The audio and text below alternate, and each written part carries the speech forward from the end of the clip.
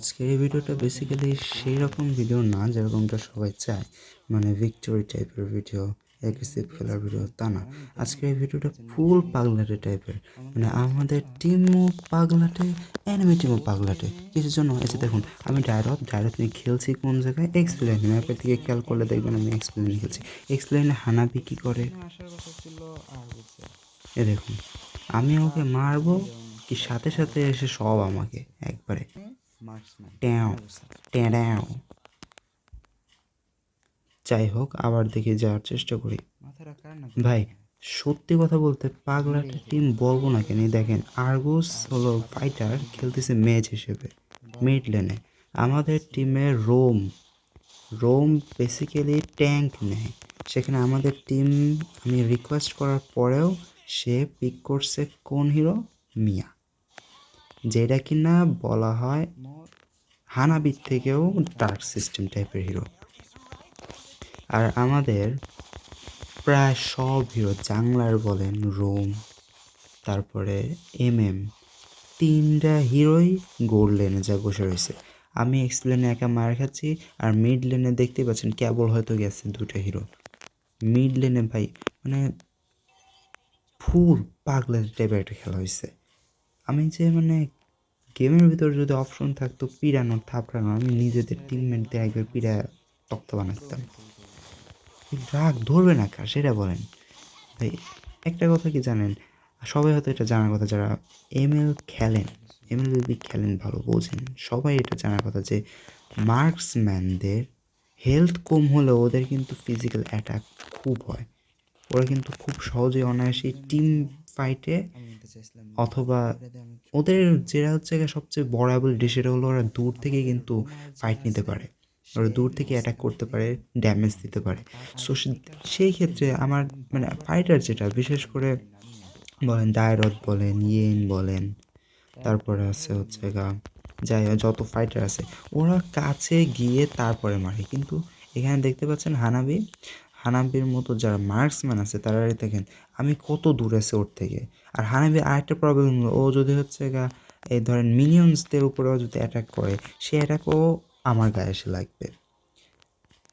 মানে ফুল কী আর বলবো, আমি মানে গোল্ড লেন প্লেয়ার। হ্যাঁ, আমি মিয়াতে এক্সপার্ট, যদিও বলেছিলাম একটু আগে যে মিয়া হলো হানাবি থেকেও ডার্ক সিস্টেম টাইপের হিরো।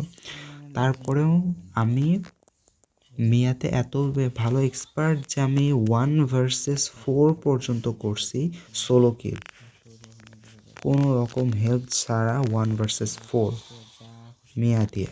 আমি এই লেভেলের মিয়া প্লেয়ার। বাট আমি গোল্ডেন চাওয়ার পরেও, হ্যাঁ দিছে ভালো কথা, আমি মিয়া চাইছি দেয় নাই। ও করলো কি রোম, ও কিন্তু ও রোমে মিয়া নিয়ে খেলতেছে। মানে রাগটা কার ধরবে না সেটা বলেন। গেমের মাঝখানে তো আমার মনে হয়েছিল যে গেম টেম সাইডে আমি বেড়া যাবে, কিন্তু র্যাঙ্ক ম্যাচ ক্লাসিক যেগুলো মানে মন্ডনে কী যে মানে বানাইছে একটা, মানে বের হয়ে গেলে পরে এফকে দিয়ে দেবে।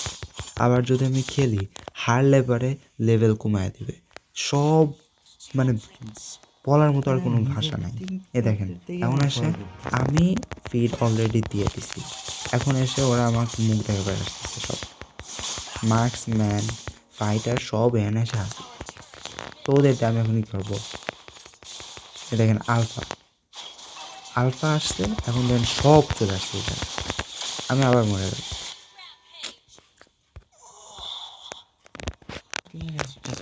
মানে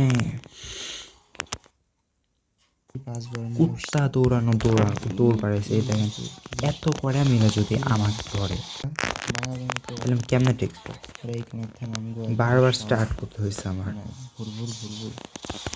তারপর আছে হলো নিউ মেটা হিরো অবসিডিয়া অ্যানিমেটেড। সবই ঠিক থাকতো যদি আমাদের প্লেয়াররা নিজেদের লেন অনুযায়ী খেলতো।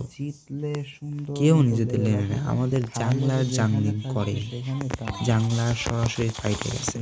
আমাদের রোম এতক্ষণ তো টেনা খাসা করলামই, টেনা ধুনা যাক বলে, আর কি বলবো, আর তো কিছু বলার নেই। যে দেখেন রোম সব ভাই বিরক্ত শুধু আমি না, আমরা মোট 3জন এপিক র্যাঙ্কের ছিলাম। আর বাকি দুজন ছিল গ্র্যান্ড মাস্টার, বিশেষ করে আমাদের রোম যে মিসেস মিয়া চৌধুরী, আমি এখন একটু আমার মতো ঘুরবো। ও ছিল গ্র্যান্ড মাস্টারে। সো আমি সর্বোপরি যে কথাটা আপনাদের বলতে চাই, শেষমেশ আপনারা যদি কখনো খেলেন, এমন কারোর সাথে খেলবেন যে আপনার মতো করে খেলতে পারে, গুড। খুব ভালো খেলে, এবং খেলার সময় অবশ্যই স্পিকার অন রাখবেন যাতে খেলার সময় কথা বলা যায়। আর আমি একটা সবচেয়ে বেশি টিম ফাইট করার চেষ্টা করবেন। এই তো এইটুকুই, আর কি বলবো, বলার মতো কিছুই না।